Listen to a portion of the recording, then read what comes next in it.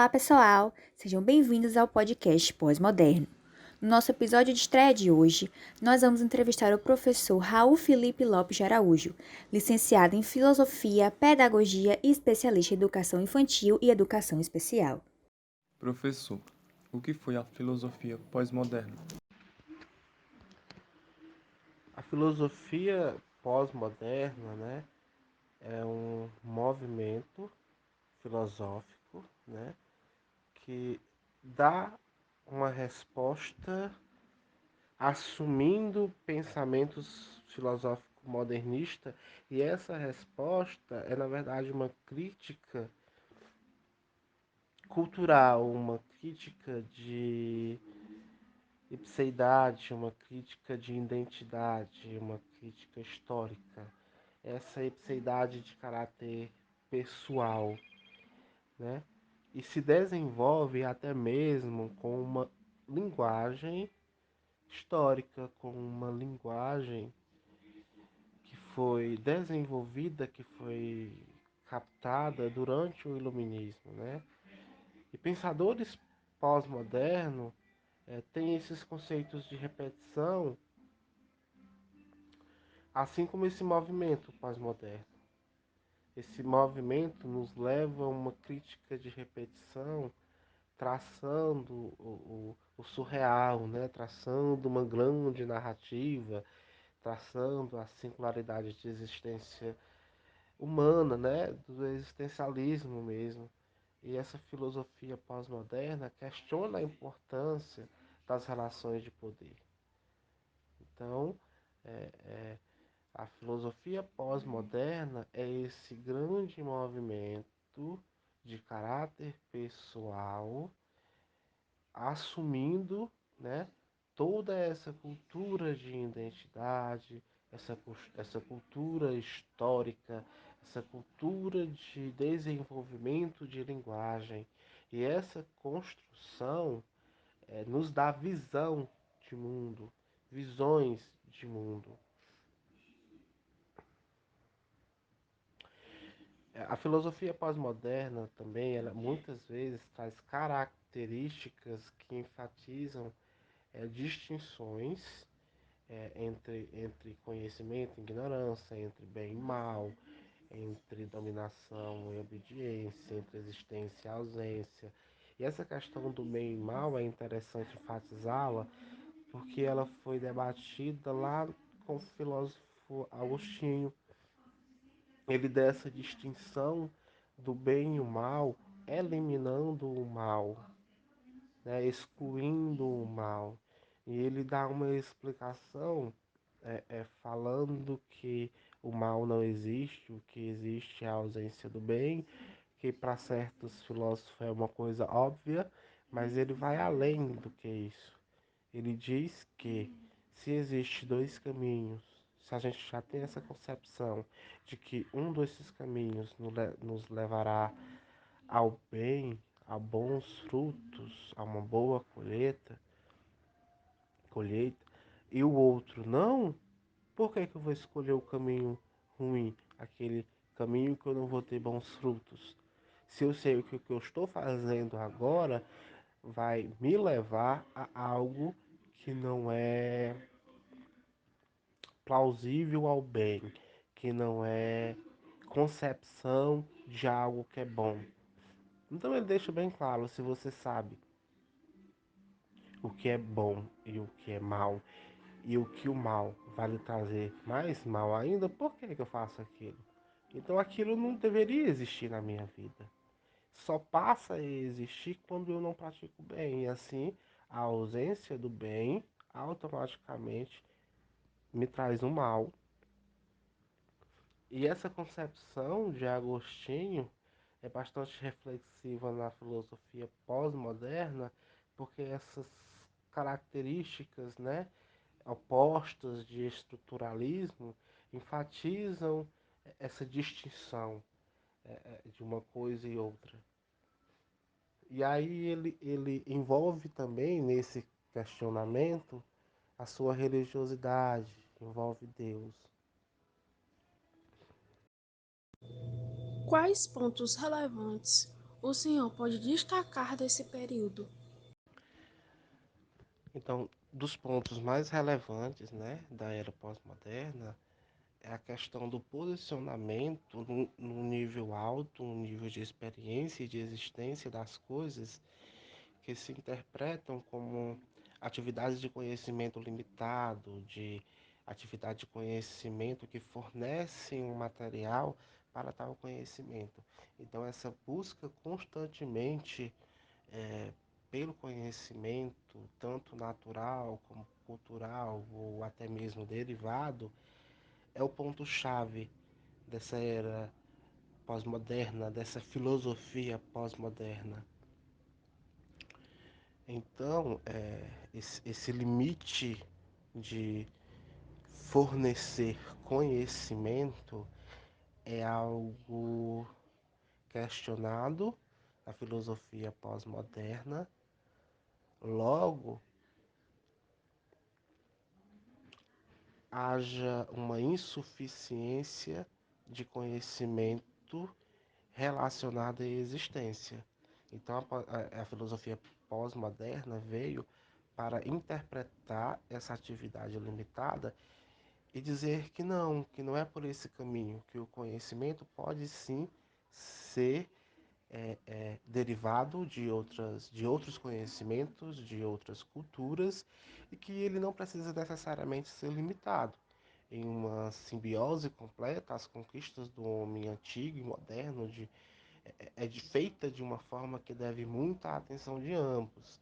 Né? A tarefa única da filosofia pós-moderna é explorar uma nova maneira, não a velha maneira das coisas ou a nova maneira de pensar, mas o caminho dos símbolos através do qual o pensamento antigo, né, e os picos e vales modernos podem ser examinados e cultivados por uma nova geração, por uma geração que aceita e que busca o conhecimento constantemente.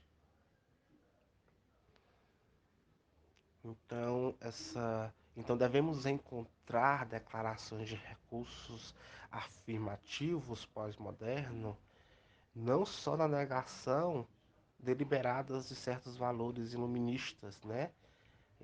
Esses valores do século XVIII.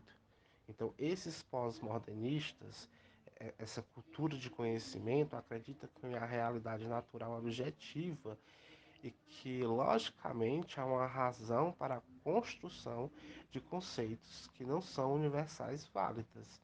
Então, aquela questão da verdade, do dogmatismo, da verdade absoluta, né? Tem também a questão da minha verdade, da sua verdade, mas, ora, a verdade não deveria ser uma só? Então, esse ponto alto do conhecimento no pós-modernismo diz que não, que a minha verdade pode ser diferente da sua, trazendo alegorias através de mitos e de lendas. Isso é bastante claro, né? Quando duas outras práticas pós-modernas, por excelência, são a negação da natureza humana, né? O ceticismo faz afirmações de que a ciência e a tecnologia tornarão a sociedade melhor. Os pós-modernistas também acreditam que não existem valores morais objetivos. Logo, a filosofia pós-moderna defende a igualdade de todas as coisas. Os conceitos de bem e mal, né, são subjetivos, como o bem e mal são igualmente verdadeiros, que foi citado no áudio anterior. O pós-modernista tolera ambos os conceitos, mesmo que discordem deles subjetivamente, porque o discordar não quer dizer não cultivar aquele conhecimento. O discordar não quer dizer que aquela maneira de pensar sobre algo não seja eficaz, não seja válido. Então, com isso, né, entra o pensamento existencialista de Sartre, né, que esse pensamento começa nos momentos de crise. Não foi por acaso que o existencialismo surgiu na filosofia, e nem é por acaso que ela está ligada a essa filosofia pós-moderna de Sartre, né? O existencialismo tem a ver com esse questionamento e essa busca pelo sentido real da sua própria existência. E por que que isso tá relacionado à filosofia pós-moderna? Porque a filosofia pós-moderna está relacionado a essa busca constante pelo conhecimento. E esse conhecimento existencial está ligado a dar sentido, a dar integridade e reconstrução no embate de forças comum, constante ao próprio conhecimento pós-moderno. Então, para Sartre, o ser humano vive angustiado por três motivos, né? E esses motivos percebe-se como finito, né? Porque o ser humano para Sartre é um ser finito, um ser que vai morrer. E a nossa consciência permite nos entender isso. Ele também percebe que está abandonado no mundo material, né? A filosofia materialista de Sartre rejeita a noção de Deus, né? E dessa vida após a morte, que implica finitude, né? Então, para explicar a sua noção de liberdade de angústia, Sartre toma como conceitos da a obra Heidegger, né, dando os novos contornos de introdução, e esses conceitos são o ser em si e o ser para si. O ser em si, né, trata-se da dimensão material que compõe o mundo, e o ser em si é o pronto, né, o definido que tem uma essência. Então, para finalizarmos, né, professor Raul, para você, qual ou quais dos filósofos dessa época da filosofia pós-moderna te chamam mais atenção? E o porquê? Então, alguns filósofos dessa era que teve bastante influência da filosofia pós-moderna foi o Schopenhauer, o Nietzsche e com certeza também o Sartre, né? Sartre é um dos mais importantes filósofos pós-modernos, vamos dizer assim. Há controvérsia sobre o que seria ali uma filosofia pós-moderna. Então, podendo classificar essa filosofia em filosofia de comportamento, em uma filosofia usando a modernidade no sentido bem genérico. Considerando essas controvérsias que possam existir sobre essa filosofia pós-moderna, prosseguimos então dizendo que é possível afirmar que existe felicidade, isso no pensamento de Sartre, viu? E que nesse sentido a felicidade está constantemente ligado à filosofia pós-moderna por conta dos seus conceitos e as suas referências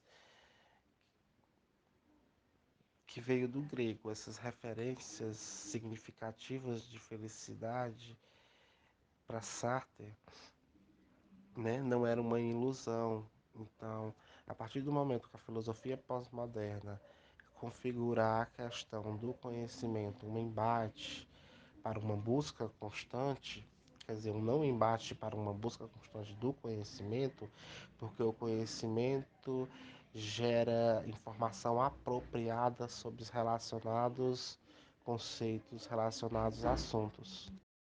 Então, pessoal, esse foi o nosso podcast de hoje. Espero que vocês tenham gostado. Desde já agradeço a participação do professor Raul e também quero agradecer aos nossos companheiros de equipe. Espero que vocês tenham uma boa semana e esse foi o primeiro episódio de estreia do podcast Pós-Moderno.